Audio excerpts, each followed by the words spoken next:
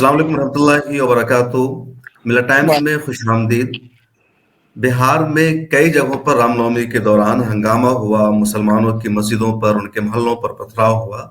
और बिहार के बिहार शरीफ का शोरूम जो सबसे ज्यादा चर्चे में है, यानी डिजिटल दुनिया शोरूम, जिसमें लूटमार की गई, सीसीटीवी की फुटेज लगातार वायरल हो रही है, जिसमें देखा जा सकता है कि आधे घंटे तक तकरीबन वो लोग दुकान को, शोरूम को लूट रहे हैं, सामान को ले जा रहे हैं। उस शोरूम के मालिक जावेद आजम साहब इस वक्त मेरे साथ मौजूद हैं। उनसे बातचीत करेंगे कि कैसे पूरा मामला हुआ, क्या उनको पहले से खबर थी, नहीं थी, और क्या कुछ आगे वो करने जा रहे हैं। जावेद आजम साहब, मिलर टाइम्स में खुश आमदीद। और मुबारकबाद देने का यकीनन ये मौका नहीं है, बल्कि जो कुछ आपके साथ हुआ एक बहुत बड़ा हादसा है। एक तो सबके साथ हुआ है, क्योंकि एक तरह से होना ही नहीं चाहिए था। तो ये जो आपका जो शोरूम है, वहां जो लूटमार हुई है, तो उसकी कुछ पहले से खबर थी आपको? सबसे पहले वालेकुम अस्सलाम, और आपको मुबारकबाद देता हूं कि आप बहुत अच्छा काम कर रहे हैं और जो आपके फॉलोअर्स है दिन ब दिन बढ़ते जा रहे हैं, इसके लिए आपको बहुत बहुत मुबारकबाद। आपकी लीडर रखता और जो आप रिपोर्टिंग करते हैं पूरे बिहार के, पूरे हिंदुस्तान में बहुत फेमस है। पहली बार आपसे बात कर रहा हूँ और बात करने देने के लिए आपका टाइम बहुत बहुत शुक्रिया। अब आपका मैं भी थोड़ा शुक्रिया। आपका इसमें डिटेल्स में कुछ चीज़ें बताना चाहूँगा जी। कि बेसिकली हम लोग गांव हमारा मधुबनी है, लेकिन जी। 25-30 साल पूरा एजुकेशन और बाकी बिजनेस सेटअप हमारा मुंबई महाराष्ट्र में है। तो कुछ दिन पिता जो वालिद साहब और मम्मी 4 साल पहले डिसाइड हुआ कि अब हम लोग मधुबनी में सेट होना चाहते हैं। अभी तक जॉइंट फैमिली, एक बड़े भाई साहब हैं और मैं हूँ, मम्मी डैडी हैं। तो हमने अब उनसे लगाव इतना ज़्यादा रहा कि हमने उनको पहले समझाया कि अभी भी आप हमारे साथ रहिए, क्यों वहाँ पे जाना चाहते हैं। तो उन्होंने बोला नहीं, अब आगे की ज़िंदगी कहीं ना कहीं गांव वाले के लिए मैं कुछ ना कुछ करना चाहता हूँ। तो वो लॉकडाउन के पहले यहाँ पे आ गए और आके अपना अपना उसी टाइम में उन्होंने घर बनाया और उसी बीच में लॉकडाउन हो गया। तो बीच में मॉम की तबीयत खराब हुई तो हमको अर्जेंट आना पड़ा यहाँ पे मधुबनी। उस बीच में लॉकडाउन था तो हम 1 महीना यहाँ पे कहीं ना कहीं हम लोग रुके। वहाँ पे देखा कि अच्छा स्कोप है, और अब्बा और अम्मी का हमेशा ये रहा कि वहाँ पे तुम लोगों ने बहुत कुछ कर लिया, यहाँ पे भी कुछ ऐसा करो कि पीढ़ी एक कहीं ना कहीं अपने गांव से जुड़ी रहे। तो उसी बीच में हमने सोचा कुछ ना कुछ करना चाहिए। तो नया कॉन्सेप्ट, हमने एक इलेक्ट्रॉनिक शोरूम स्टार्ट किया और मधुबनी में हमारा एक ल्यूलॉन्ग करके मेडिकल भी है, जो हमने लॉकडाउन में चालू किया, जिसमें 24 घंटा हमने वहाँ के लोगों को फैसिलिटी दी गई। पहले वो डिस्काउंट बिहार में नहीं चलता था, हमने 15 से जी। 20% लोगों को दवाई पे डिस्काउंट दिया और 25-25, 30-30 किलोमीटर हमने होम डिलीवरी उस पीरियड में रखी गई, जो मधुबनी के लोगों ने बहुत उसको मतलब फ़ायदेमंद बताया। बहुत सारे लोगों ने अवार्ड्स दिया। और हमने जहाँ भी शोरूम चालू किया, कहीं ना कहीं कुछ लोग हमको बोल रहे थे कि आप अपने माइनॉरिटी एरिया या मेजॉरिटी एरिया, लेकिन मुंबई में हम रहें, कभी हमारे दिमाग में उस टाइप की चीज़ें आई नहीं। तो अभी भी जो मेरा मधुबनी वाला स्टोर है मेजॉरिटी एरिया में है, और मैंने देखा जब हमने वो शोरूम चालू किया, लोगों ने बहुत हम लोगों को मदद की। आज भी जी। हमारे स्टाफ 70% और 20% के रेशियो में है। जितने भी मेरे लैंडलॉर्ड है सब मेजॉरिटी में है। और उसी को फॉर्मेट को आगे ले जाते हुए हमारा दूसरा स्टोर पटना में आया, फिर उसके बाद दरभंगा 0 माइल में आया, मधुबनी भगवतीपुर में आया, और ये जो हमारा नाला रोड पे जो बिहार शरीफ में है, वो शोरूम हमने 1.5 साल 2 साल पहले चालू किया। बहुत अच्छा शोरूम है वो, और समझ लीजिए जब हमने वो शोरूम चालू किया तो लोगों ने यही हमको बोला कि आपने बहुत अच्छी चीज़ यहाँ के लोगों को दी, क्योंकि पहले कंपटीशन नहीं था। अब जब हम जी। वहाँ पे इतना बड़ा शोरूम, और हमारा सबसे बड़ी खासियत ये है कि इलेक्ट्रॉनिक्स और मोबाइल के साथ साथ में हमने फर्नीचर का भी कॉन्सेप्ट रखा कि यहाँ पे अच्छा। लोग दहेज में बहुत सारी सामान देते हैं, और हमने ये फैसिलिटी उसमें दी कि लोगों को बिगर ब्याज के फर्नीचर भी शादी ब्याह में देने के लिए उनको मिल जाए, यानी बजाज फाइनेंस से हमने मतलब टाई अप आप कर लिया। ईएमआई पर दे देते थे, विदाउट एनी इंटरेस्ट और सूद के? बिगर सूद के, बिगर इंटरेस्ट के। तो और बड़ी बात उसका है। हाँ, तो उससे ये होता था लोगों को दहेज देना है तो एक जी 24 महीना 36 महीने का लोगों को टाइम मिल जाता है। तो हम्म, उस चीज़ की बहुत मतलब सक्सेस हुआ वो हमारा कॉन्सेप्ट पूरे बिहार में। और अभी भी हमारा 5 शोरूम पाइपलाइन में है, जिसमें दरभंगा है, भागलपुर है, सीतामढ़ी है, इस तरीके के जी 5 लोकेशन पे और इस साल में शोरूम आ रहे हैं। अब ये जो भी हादसा हुआ बहुत अनफॉर्चुनेट है और जी हम भी अभी तक ये एक्सेप्ट नहीं कर पा रहे हैं कि ये कैसे हमारे साथ हो गया। क्योंकि जी हमारा शोरूम तो कोई एक समझिए समाज के लिए नहीं है और ना हम एक समाज से जुड़े हुए हैं। जिस फील्ड में है हमारे पास सभी समाज के लोग आते हैं, लेके जाते हैं और उनको तो हमारा एक ही है कि ये उन उन लोगों की दुकान है, ये उन लोगों के लिए हमने खोला हुआ है। तो उस दिन जो माहौल था रामनवमी वाला दिन, बहुत अच्छे से सब जगह बीता। और यहाँ पे बिहार शरीफ में जो होता है कि रामनवमी का जुलूस दूसरे दिन निकलता है, सेकेंड डे। जी तो शाम में लगभग 4 बजे मुझे शोरूम से फ़ोन आया कि यहाँ पे थोड़ा माहौल बिगड़ा है, कहीं 10 किलोमीटर दूर कहीं आगजनी हुई है और इस तरीके का माहौल बना है। तो हम लोग क्या करें? तो मुझे 2 मिनट लगा भी कि भैया बंद करना चाहिए, नहीं करना चाहिए। फिर मैंने अपने स्टाफ की सेफ्टी को लेके स्पेशली, जी तो वो लड़के लोगों को भी अपने गाँव जाना था, दूर जाना था, तो वो शोरूम बंद हो गया। फिर 5-6 बजे के करीब वापस एक कॉल आया कि सर शोरूम के पीछे 400-500 लोग बाहर जमा हो गए हैं और ये सब कहीं ना कहीं मेजॉरिटी समाज के लोग थे, जिनको ये था कि जो भी अब होने जा रहा है, जो लोग वहाँ पे जमा है, ये गलत हो रहा है और इसको रोकने में वो लोग भी कहीं ना कहीं असफल थे। तभी उन्होंने मुझे फ़ोन किया। मैंने बोला अब तो ये शोरूम आप लोगों का है, अब आप इसको कैसे बचाएंगे वो आप देखिए, मैं तो इतनी दूर हूँ तो मैं वहाँ पहुँच नहीं सकता हूँ। तो उन्होंने बोला हम कोशिश कर रहे हैं, लेकिन ये लोग जो है इनका ना कोई धर्म है ना कोई जात है, इनका तो काम ही वही है, फिर भी हम कोशिश कर रहे हैं। कैमरा हमारे यहाँ लगा हुआ था, हम सब चीज़ें कहीं ना कहीं मॉनिटर कर रहे थे। सीएम ऑफिस में हमने नीतीश जी से बात करना चाहा, उनके पीओ को हमने बताया कि इस तरीके के वारदात हुए, 500-700 लोग जमा है वहाँ पे और पत्थरबाजी हो रही है, ग्लास तोड़े जा रहे हैं, जनरेटर को डैमेज किया जा रहा है, कभी भी कोई भी बड़ा हादसा वहाँ पे हो सकता है।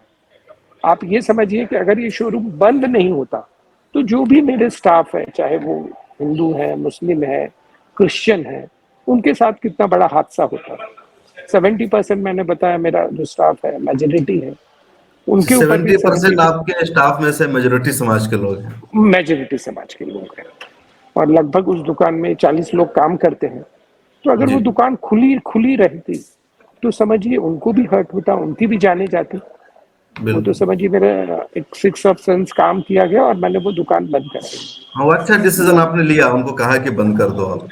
बंद कर दीजिए, नहीं तो वो लोग को तो दिखता नहीं था ना अंदर कौन है, बिल्कुल। मतलब किस समाज के लोग हैं, वो वो तो तो उनको देखा कि मालूम है। डिजिटल दुनिया मुसलमान का शोरूम है, तो सारे स्टाफ भी मुसलमान होंगे, सबको मुसलमान जी समझ के मारो। जी जी। और वो लोग ने समझिए आधे घंटे में, और फिर उसके बाद हमने एसपी से कनेक्ट होने की कोशिश की, डीजीपी को जी बोला, चीफ सेक्रेटरी जो यूसुफ सुबहानी साहब हैं उनसे बात की हमने। जी मतलब आमिर सुबहानी साहब। जी, जितने भी मिनिस्टर हैं, चाहे वो जमा खान साहब हो, इसराइल चौधरी हो, मतलब यहाँ से आरजेडी के लीडर है तेजस्वी जी से कनेक्ट करने की कोशिश की, कि हमने एंड तक पूरा कोशिश किया कि कैसे भी घटना रुक जाए, लेकिन हम्म। कहीं से भी कोई हमको सपोर्ट नहीं मिला। और हमको ये लगा कहीं ना कहीं एडमिनिस्ट्रेशन पूरी तरह फेल है, या तो उनको उस तरीके का कोई भी स्टेप लेने के लिए मना किया गया है और खुली छूट दी गई थी इन दंगाई को। और मैं बोलूँगा ये दंगाई कोई किसी भी समाज के नहीं होते हैं और इनका काम ही इस तरीके का करना होता है। तो ये जो इस चीज़ आपने के लिए मैं फोन किसी किया डिप्टी सीएम के यहाँ या चीफ जी सेक्रेटरी के यहाँ, तो उधर से कुछ जी, रिस्पॉन्स क्या आया आपको? वो बोले हम भेज रहे हैं, पुलिस फोर्स जा रही है। फिर हमने 10 मिनट में सीएम के यहाँ फ़ोन किया, तो बोले हमारी फोर्स गई थी, वहाँ पे कुछ है ही नहीं है। फिर हमने उनको वीडियो भेजा, क्योंकि हमारे अच्छा, पास वो तो कह रहे लाइव वहां चल कुछ है रहा ही था। नहीं है। कुछ है ही नहीं है बोले, गए थे और वहाँ पे कुछ नहीं हो रहा है। तो वो तो हमारे पास तो लाइव चल रहा था, हमारे हेड ऑफिस में सब रिकॉर्डिंग हो रहे थे। वो फिर बिल्कुल। हमने भेजा, देखिए इतने भीड़ है। तो बोले हाँ ये अच्छा, तो पूरा आपके मतलब आपके पास भी आप सारी चीजों को देख रहे थे वहां से, अपने पास से भी जी जी जी, मतलब सीसीटीवी कैमरा। मेरा जी मधुबनी में हेड ऑफिस है और जितने अच्छा। भी मेरे शोरूम है वहाँ पे सब हम्म। कैमरे का सेटअप लगा हुआ है। और वो लड़का हम लोगों को डिटेल्स में भेज रहा था, 5-5 मिनट का क्लिप, 2-2 मिनट का क्लिप, फोटोज हमके भेज रहा था। बाहर लोगों ने कैसे हमारा कैमरा तोड़ दिया, जनरेटर को कैसे हमारा डैमेज कर दिया, वो पूरी डिटेल्स मतलब हमारे पास हर 2 मिनट 5 मिनट की आ रही थी। तो वो लोग तो एक्सेप्ट करने के लिए ही रेडी नहीं थे। अच्छा, जो बड़े एक्सेप्ट कर नुकसानात हाँ। हुए हैं आपके, ये क्या हुए हैं मतलब आपके डिजिटल शोरूम में? देखिए हमारा जो है, मैंने आपको बताया, पूरा आईटी एक बहुत बड़ा हमारा स्पेशलिटी है। जो बिहार में जो चीजें नहीं मिलती हैं और वो भी हमारे शोरूम में मिल जाता है, जैसे प्ले स्टेशन पूरे बिहार में आप ढूंढिएगा तो कहीं नहीं मिलेगा, वो हमारा बहुत अच्छा है। फिर आईफोन है, एप्पल का आप जानते होंगे, 1,80,000 का फोन है, 70 है, मतलब महंगे एक्सपेंसिव आइटम। क्योंकि बिल्कुल, ये छोटा सब वो सामान है महंगा कि सामान होता ही है। जी जी, और ये सब सामान ऐसे हैं कि यहाँ पे बिहार में अवेलेबिलिटी बहुत कम है। कम लोगों है। को क्या होता है, एडवांस देना पड़ता है, फिर 3 दिन के बाद आता है, कलर्स अवेलेबल नहीं है, लेकिन खरीदार है। तो हमने कभी भी हमारे शोरूम में ये सब चीजें अवेलेबल करके रखा कि लोगों को रुकने की जरूरत नहीं है। तो एक तो आईटी का बहुत बड़ा है, फिर उसके बाद हमारे यहाँ लैपटॉप्स है हर ब्रांड के, समझ लीजिए, अच्छा। प्रिंटर्स है, बैटरीज है, एलईडी है पैनल, वॉशिंग मशीन है, फ्रिज है, फर्नीचर पूरा रेंज है गोदरेज ब्रांड का, बाकी ब्रांड का। तो मतलब लगभग हमारे पास एनी टाइम 4 से 5 करोड़ का स्टॉक रहता है, फ्रिजेस है। और अभी आप देखेंगे कि ये जो पीरियड रहता है हमारे लिए सबसे बिजनेस का अच्छा सीजन रहता है, क्योंकि बिहार में इस पीरियड में गर्मी बढ़ जाती है और जी। एसी, डीप फ्रीजर, फिर उसके बाद फ्रिज हो गया, इसका सेल बहुत हाई स्टॉक रहता है। तो उस हिसाब से स्टॉक भी हमारे पास पूरा भरा हुआ था। तो वो लोग तो सीधा, वीडियो में आपने देखा होगा, अभी तो एक ही वीडियो मार्केट में दिया है, हमारे जी। पास तो हर 2 मिनट, 2.5 मिनट, 3 मिनट का वीडियो है। और एक एक लोग आइडेंटिफाई हैं जो करने वाले, आप देखेंगे मतलब 15-15 साल के बच्चे, अब उनको क्या पता है कि वो क्या कर रहे हैं। मतलब जितने भी हमने वीडियोस में फोटोज देखे, एकदम मासूम बच्चे, आप समझ लीजिए। अच्छा जावेद साहब, आप पटना पहुंच गए हैं, आप नालंदा भी जाना जी चाह रहे हैं, आपको नहीं जाने दिया जा रहा है, जी पुलिस प्रशासन से आपकी बातचीत हुई होगी। जी जो वीडियो है, सीसीटीवी की फुटेज, उसमें साफ दिख रहा है, चेहरों को पहचाना जा सकता है कि कौन जी लोग हैं, क्या कर रहे हैं। तो क्या जी। पुलिस ने किसी की गिरफ्तारी की है? पुलिस कुछ कर रही है इस मामले में? अभी तक क्या हुआ है कि जो मैं रेगुलर, मैं हर 15 मिनट में एसपी से भी बात करने की कोशिश कर रहा हूँ, डीएम से जी। भी बात करने की कोशिश कर रहा हूँ, और अभी तक मेरा एफआईआर लॉन्च नहीं हुआ है। कोई ना कोई अभी तक बहाने एफआईआर लॉन्च देके नहीं हुआ आपका? लॉन्च नहीं हुआ। कल दिन भर मेरे लोग वहाँ पे पुलिस स्टेशन में थे, मैं जाने हम्म। वाला था, लेकिन मुझे सीएम ऑफिस से मना किया गया कि अभी आप मत जाइए, वहाँ पे माहौल ठीक नहीं। फिर उन्होंने ये किया किया मेरे मैनेजर को भेज दीजिए, हम एफआईआर ले लेते हैं। लेकिन वहाँ पे कल कुछ हालात ठीक नहीं थे, तो इसके लिए मेरा मैनेजर जाके भी वहाँ पे रुका हुआ था दिन भर, लेकिन एफआईआर नहीं हुआ। अभी भी मेरी एसपी से बात हो रही है, लेकिन कहीं ना कहीं एफआईआर अभी तक कंप्लीट नहीं हुआ। और इंश्योरेंस है हमारा, ऐसा नहीं है कि नहीं है, तो उसके लिए भी फॉर्मेलिटी के लिए एफआईआर होना बहुत जरूरी है। तो जरूरी अभी है, भी बिल्कुल। हम कल, हमारा तो एक ही ये था कि यहाँ के लोग जो पलायन करके मुंबई में जाके काम करते हैं या दिल्ली में जाते हैं, कलकत्ता में जाते हैं, उनको रोक के हम यहाँ पे लोगों को रोजगार दें। हर कोई चाहता है कि भाई हम जहाँ पे रहते हैं वहाँ पे मिट्टी में अगर हमको उसी तरीके का रोजगार मिल जाए तो को क्यों जाएगा। आज हम ही जाके समझिए वहाँ गए, 25-30 साल 40 साल पहले वालिद साहब अपनी फैमिली को लेके गए तो नहीं चाहते थे, लेकिन उस बिल्कुल। टाइम में यहाँ पे वो सिस्टम नहीं था। लेकिन अब तो ये हो रहा है, हमारे एक बहुत बड़ा प्लांट आ रहा है मधुबनी में, इंडस्ट्रियल एरिया में, जिसमें नहीं भी तो 1000 लोगों को रोजगार मिलेगा। उस तरीके का हम प्लांट बनाने जा रहे हैं। तो अब इस तरीके का, भाई एक बिजनेसमैन को दो ही चीज चाहिए, एक ये लॉ एंड ऑर्डर कहीं ना कहीं उनके लिए ठीक होना चाहिए, बाकी चीजें तो हम पैसे लगाने के लिए रेडी हैं। अब आप वो भी नहीं प्रोवाइड कर पाइएगा तो कैसे बिहार का विकास होगा। एक वापस वही माहौल हमने ये 2 दिन में देखा कि कहीं ना कहीं वो जंगल राज वाला रूप धारण कर लिया है ये चीजें। ट्विटर पर एक ट्वीट बड़ा वायरल हो रहा है, लोग कह रहे हैं कि ये तो खुद बीजेपी के नेता थे और उन्हीं की दुकान में लूटमार हो गया है, और अक्सर इस तरह के हादसे होते हैं, दंगे फसाद, तो बीजेपी जी पर ही इल्जाम लगता है कि वही सब बीजेपी कराती है सब। जी। अब इसमें ये बोलूँगा कि मैं किसी पार्टी से जुड़ा हुआ नहीं हूँ और मैं एज ए बिजनेसमैन हूँ। हाँ, जी। मेरे भाई साहब हैं, सरकार में रहे हैं और वो बहुत लंबी पीरियड से उस पार्टी से जुड़े हुए हैं। अब अगर समझिए कोई मुसलमान बीजेपी से जुड़ा है तो हर आदमी को ये फैसिलिटी होनी चाहिए कि हर जगह किसी भी पार्टी में वो जा सकता है। अगर समझिए वो बिल्कुल बीजेपी में है तो उनका हमेशा से यही रहा कि मुसलमानों को कैसे फायदा दिला सके वहां पे रह के। तो इसमें तो कोई रिस्ट्रिक्शन नहीं होना चाहिए कि बिल्कुल जन्नत में वही जाएगा जो कांग्रेस में है या जेडीयू में है या आरजेडी में है। जी, ऐसा तो कहीं कुरान में नहीं लिखा हुआ है। बिल्कुल और अगर बल्कि उनको सारे पार्टियों ने बराबर मुसलमानों को जख्म दिया, मैं हाँ, तो मानता हूँ। जी, और अगर उनको, मैं तो अल्लाह को मानता हूँ, और अगर अल्लाह ने उनको बीजेपी में भेजा है तो उनकी जी मर्जी से वो गए हैं, बिगैर उनके तो पत्ता भी नहीं हिलता है। बिल्कुल। जी, और नहीं, एक अच्छा ये आपने जॉब देने का पूरे बिहार के लोगों को काम किया, वरना बिहार में फैक्ट्री नहीं है, इंडस्ट्री नहीं है, इस जी, तरह के मॉल शोरूम नहीं होते हैं। अच्छा जी, जावेद साहब, ये बताएं आपका बिहार में कितनी जगहों पर इस तरह का कारोबार है, इस तरह के शोरूम है आपके? अभी ऑलरेडी हमारा 8 शोरूम है सब मिला के। 8 शोरूम है टोटल। जी, 5 हमारा इलेक्ट्रॉनिक्स का है और 3 हमारा मेडिकल है।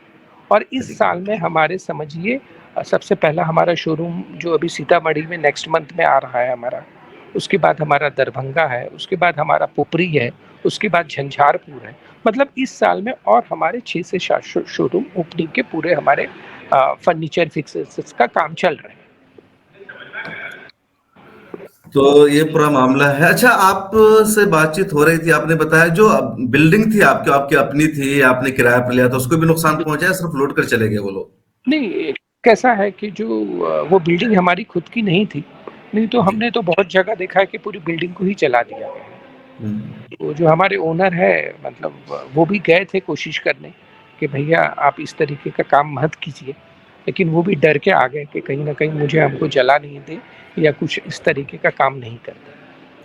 अच्छा, आपके जो लोग थे वहां, मकामी लोग, आपके स्टाफ, और अभी तो जो लूट मार जितने बच्चे कर रहे हैं, ये सब जी, उसी एरिया के मकामी थे या बाहर से आए हुए थे? नहीं, वो हमने हमने अपने लेवल पे वो वीडियो को खंगाला है, लेकिन कोई भी हम्म, लोकल में नहीं दिखे।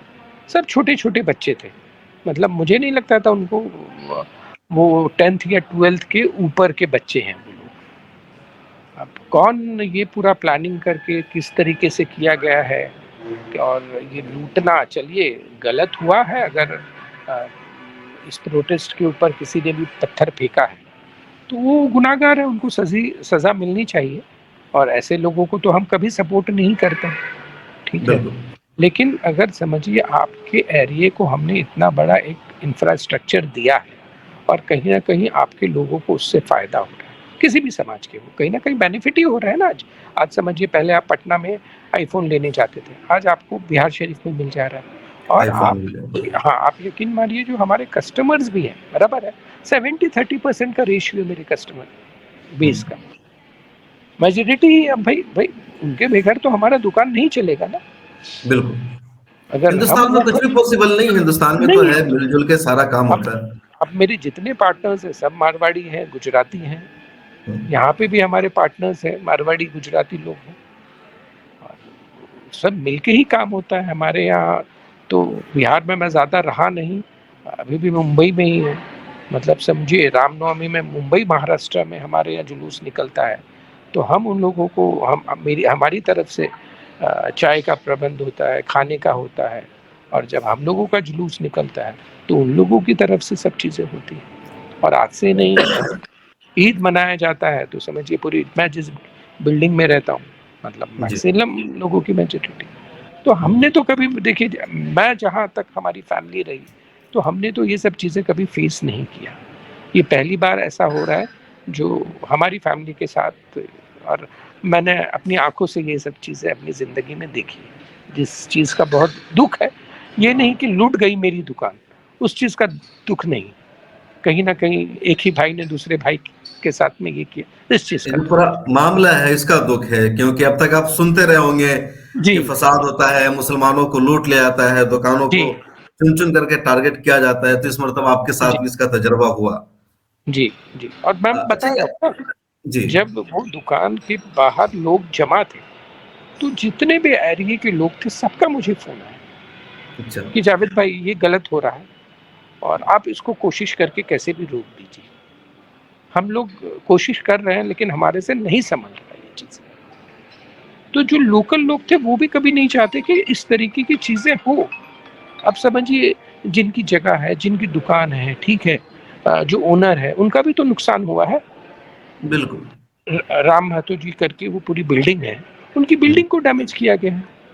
तो आप क्या कर रहे हैं, अपने ही लोगों को डैमेज कर रहे हैं। समझिए, हमारा 3 करोड़ का हुआ तो उनका भी 50 लाख 1 करोड़ का नुकसान हुआ। अच्छा जावेद भाई, प्रशासन पर बहुत ज्यादा सवाल उठ रहा है, आपको क्या लगता है अगर पुलिस अपनी जिम्मेदारी निभाती, प्रशासन सही से काम करता, तो ये रुक सकता था मामला पूरा? सर, कुछ नहीं होता था वहाँ पे। हम मैं हमारा जो और बिजनेस है पूरे पैन इंडिया है, मतलब हम्म। कन्याकुमारी से लेके कश्मीर तक हम काम करते हैं। बाय प्रोफेशन मैं पानी का डॉक्टर हूँ, और अच्छा। पानी कैसे साफ करके पूरे हिंदुस्तान में दिया जाता है, गवर्नमेंट का काम करते हैं।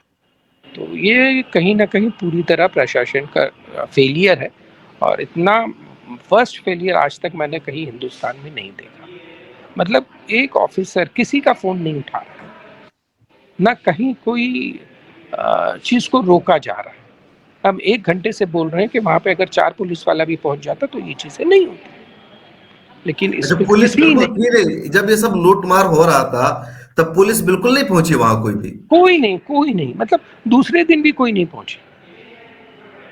सबको हम अच्छा, फोन कर करके थक गए, अभी भी थक अच्छा, गए हैं हम। ये पूरा कितने घंटे तक ये उन लोगों के लूटमार का सिलसिला चलता रहा? समझिए, 6 बजे से लेके 6 या 7 बजे हम्म। से लेके ये 10 साढ़े 10 तक चलते रहा। अच्छा, 6 से 10 बजे तक ये लूटते रहे, चूंकि दुकान में बेशुमार सामान उनको मिला होगा जी, सब ले लेके।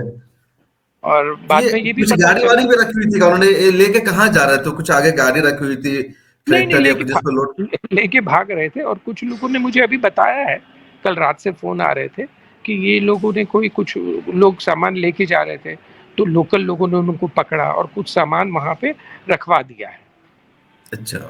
हाँ, लोकल लोगों ने, मतलब जो 1-2 लोग बाद में आके लेके भाग रहे थे क्योंकि उनको कंट्रोल में था, उनको रोक के वो चीजें रोक दी। तो बहुत शुक्रिया जावेद आजम भाई, आपने हमारे साथ जी बातचीत की, आपने मिला टाइम्स का अपना वक्त दिया। हम उम्मीद करते हैं कि जो बिहार का प्रशासन है, जो पुलिस है, जी वो अपनी जिम्मेदारी निभाएगी, कार्रवाई करेगी, एक्शन लेगी, और तमाम लोग जिन्होंने दंगा किया है, दुकान को लुटा है, या मदरसे को आग लगाया है, मस्जिद को जलाया है, पथराव किया है, उन सब के खिलाफ कार्रवाई होनी चाहिए। और प्रशासन की बहुत जिम्मेदारी है, खासतौर पर बिहार के हवाले से रहा है कि प्रशासन मजबूत है। नीतीश कुमार की तारीफ की जाती रही है पिछले 20 सालों से, लेकिन इस मर्तबा जो कुछ हुआ है वो बेहद शर्मनाक रहा है। और उम्मीद रहनी चाहिए प्रशासन से को आइंदा बेहतर करे, उन तमाम लोगों को जिन्होंने सब किया उनको सजा मिलनी चाहिए। जावेद साहब, आप बेहतर काम कर रहे हैं, आप रोजगार फराहम कर रहे हैं, और यकीनन ये काबिल तारीफ काम है। लेकिन अगर किसी को नुकसान पहुंचाया जाएगा, उनके हौसलों को तोड़ा जाएगा, तो लोग हिम्मत नहीं कर सकते, क्योंकि सेफ्टी, सलामती बेहद जरूरी है। तो नाजरीन, आप भी इस सिलसिले में अपना फीडबैक दीजिए कि ऐसा क्यों हो रहा है। हिंदुस्तान की यकजहती और गंगा जमनी तहजीब को खराब करने की, नुकसान पहुंचाने की कौन लोग साजिश रच रहे हैं? फिर मुलाकात होगी किसी और शख्सियत के साथ। अपना ख्याल रखिए। अल्लाह हाफिज। बहुत बहुत शुक्रिया आपको, मैं बहुत बहुत शुक्रिया देना चाहूँगा। बहुत अच्छा काम आप कर रहे हैं, और ऐसा ही करते रहिए। और मैं तो यही चाहूँगा कि हिंदू मुस्लिम सब एक रह के काम करें। और हम लोग आज जो हमारी पीढ़ी है, जवानों की जो पीढ़ी है, आप भी हमारी एज में आते हैं, हम जी। हमारे देश और अपना कैसे सुधार करके हम अपने आप लोगों को आगे लेके जाएं। मैं यही इस बिहार वासियों को बोलूँगा कि हमने ऐसा देखा है कि बिहार में भी वो ऐसा टाइम देखा है पहले जब हम छोटे थे। तो जी। मुझे वहाँ पे हमारे ब्राह्मण लोग, हमारे घर पे, मैं छोटा था तो वो लोग हमको लेके जाते थे और अपने घर में बैठ के खाना खिलाते थे। और वही लोग जब हमारे मुंबई आते थे तो हम उनको खाना खिलाते थे। तो ऐसी चीज़ें तो मैंने कभी बिहार में देखी नहीं। और जो हमारा ज़िला है मधुबनी, वो बहुत प्यार जी। भरा ज़िला है, बहुत अच्छी मिथिला जो भाषा है अगर आप देखेंगे, जी। बहुत जी। प्यारी लैंग्वेज है। और वहीं से मैं पैदा, तो मैं वहीं हुआ हूँ कहीं न कहीं। तो अभी भी कुछ गया नहीं है। नहीं, लोग एक, बिहार का भाईचारा भी बड़ा मशहूर रहा है आज के दौर जी, में भी। जी। तो मैं वही चाहता हूँ कि कहीं न कहीं लोग आगे कैसे बढ़ें, उसके ऊपर ध्यान देना चाहिए। ना ये सब जो जिन लोगों ने अगर पत्थरबाज़ी की है, उनके ऊपर जो भी किया है, उनको भी वही कानूनी कार्रवाई होनी चाहिए, उनके ऊपर एक्शन होना चाहिए। एक ही रिक्वेस्ट करूँगा, कोई भी लोग अपने हाथ में कानून नहीं लें, किसी धर्म के हैं, और हमारे बिहार का नाम कहीं न कहीं, अब जब हम आए हैं बिहार में, तो लोग हमसे पूछते हैं, मैं आपका 5 मिनट वापस लूँगा। जी, वहाँ के लीजिए, मार बोलिए आप। वहाँ के मारवाड़ी, गुजराती लोग हमसे पूछते हैं कि जावेद भाई, आपका सब कुछ इतना बड़ा यहाँ सेटअप है, आप बिहार जा रहे हो, लेकिन वो पहले जैसा बिहार है क्या? वही लूटम-लाठी, किडनैप कर लेना। तो हम उनको समझाते हैं कि मैं जब बिहार आता हूँ अभी, तो मैं रात में ट्रैवल करता हूँ। मतलब मुझे अगर पटना से मधुबनी जाता है तो मैं 10 बजे निकलता हूँ, 2 बजे पहुँचता हूँ। तो अभी पहले जैसी कोई भी बात नहीं है यहाँ पे, और ये सब मनगढ़ंत बातें चल रही है बिहार के बारे में। बहुत सेफ है, बहुत अच्छा काम किया नीतीश जी ने, वही देख के इतना बड़ा इन्वेस्टमेंट हमने किया हुआ है। तो इसमें कोई डरने की ज़रूरत है। अब कल से जब ये सब मीडिया में चल रहा है, आप यकीन मानिए, उन लोगों का भी प्लानिंग था कि हमारे साथ जुड़े, इन्वेस्टमेंट हमारे साथ करें। हमारा जो एक मधुबनी में प्रोजेक्ट आ रहा है, लगभग वो 500 करोड़ का प्रोजेक्ट है, उसमें जी, सब गुजराती, मारवाड़ी, सब समाज के लोग हमारे साथ जुड़े। तो वो लोग डर गए हैं कि अब आपके साथ, आपका पॉलिटिकल बैकग्राउंड होने के साथ, आपकी फैमिली का, और आप इतने साल से जुड़े हैं, जब आपके साथ होता है तो हम लोग कैसे क्या करें? तो कौन आएगा बताइए? और कोई भी अपनी बिल्कुल। मट्टी को छोड़ के जाना नहीं हाँ, चाहता। इन्वेस्टमेंट के लिए सेफ्टी, सलामती बहुत ज़रूरी होती है लोगों बहुत के लिए। ज़रूरी है। मैं नीतीश जी से और प्रशासन से यही करूँगा कि जो हो गया ठीक है, लेकिन अब उस चीज़ को सुधारें, लोगों को एक लॉ एंड ऑर्डर सिचुएशन में कहीं कमी नहीं, जो गलत करते हैं उसके ऊपर कार्रवाई करें, और एक अच्छा बिहार बनाने का इमेज को मेंटेन करने की कोशिश करें। शुक्रिया, बहुत-बहुत शुक्रिया आपका। बहुत शुक्रिया आपका। मिलेट टाइम्स को आपकी जरूरत है, हमारी आप माली मदद करें।